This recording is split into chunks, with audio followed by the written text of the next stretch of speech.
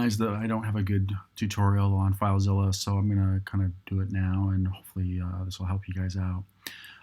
So what I've done is I've installed FileZilla client on my computer, and this is the Mac version. Windows version should be pretty much the same. You don't want FileZilla server, you want FileZilla client.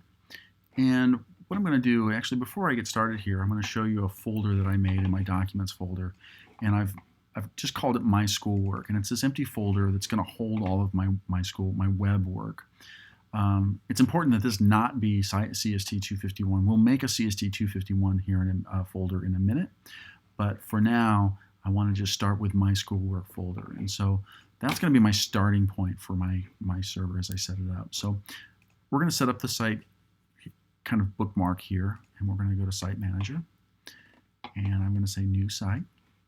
I'm going to call it MySpace. Now you guys may call this ITCD land. It doesn't matter. It's the same server. They all point at the same place. So in this case, myspace.chmb.edu, and it's port 22. Login type is normal, and J McCall is the first part of my email address is my username, and hopefully my password is still on the clipboard. It looks like it is, and I'm going to click OK. Actually, yeah, OK. And so it doesn't connect. It just makes the bookmark. I'm going to go back and say connect now. Click on MySpace, connect, and I'm in. So it's connected me to the server.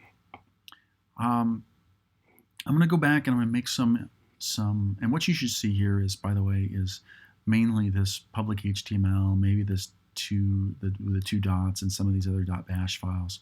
So the important thing to see here is this public HTML. You never want to delete this because this is your web root. This is where your web pages will go in and they'll appear to a browser.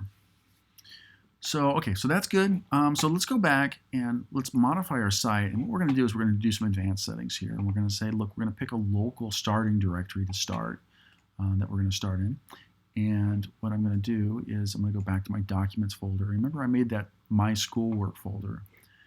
And I'm going to just open that. And it's, it has the whole path from my hard drive, but it has My Schoolwork. And then the remote directory is going to be the entire directory there. And so it tells you up here on the top, remote site, and it's /home /jmccall, and then / and this is my jmccall folder, and then what's inside my jmccall folder is over here. Let's see, is this public HTML. And so public _HTML. That's going to be my default starting place. And you can actually do synchronized browsing. I don't recommend that for right now. It gets a little confusing. But the main thing to remember is that. And so I'm going to just go back to Site Manager now, and I'm going to double click, or I'm going to relaunch my main, my MySpace directory. So I'm going to connect. It's going to say, hey, you're already connected. No, it didn't do that. It dropped me into My Schoolwork, and it dropped me into public HTML. Now you shouldn't see anything here. This should be empty for you. Obviously, I've been doing this a while. I've got these folders in here already. So what I'm going to do is I'm just going to right click over here, and I'm going to create a directory. And I'm going to call it CST251 and say OK.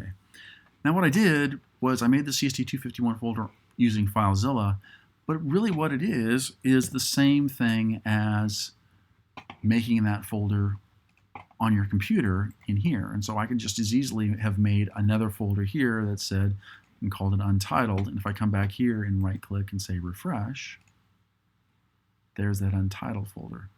So this is just a shortcut to working on folders on your computer. I'm going to say yes, and I don't need the DS store. It's a little tricky. You click on the file and then right click and delete it. Okay, so I'm in. I don't want to take this right now. If I were to take this folder and upload it to the server, it would wipe out all of my schoolwork. that's generally considered a bad thing. And so instead, what I'm going to do is I'm going to go and get this folder and download it, and it's going to say, all right, what's going on? And so what happens now is if I click on this, there's stuff inside here. Same thing as right here. So as I navigate, I want to be able to just double click and drill into the folders. And as I go, you can see that it's taking me into the same folders. So this is a way of kind of navigating both on your local machine, local site, and the remote site. You can back and forth. But I'll tell you what, once you start working on your local machine, it's really easy to just go back to this folder. If it's synced, if you're only working on one machine and it's synced with a server, you just upload the whole folder and it wipes out the server. It overwrites what's on the server. So, but you want to make sure that you're in the same directory, the same directory on both sides before you do that, which I didn't do just now. Okay, so now I overwrite it, and it's going to say, hey, what do you want to do? You want to overwrite? Overwrite if source is newer. Say yes, always do that. Apply to current and upload, say okay. And so what I did was I just uploaded the stuff that's on my local machine to the server, and they're synchronized now. I hope that helps. We'll get more into it in class, but this should be a good kind of reference video for you to go back and look at. See you in class.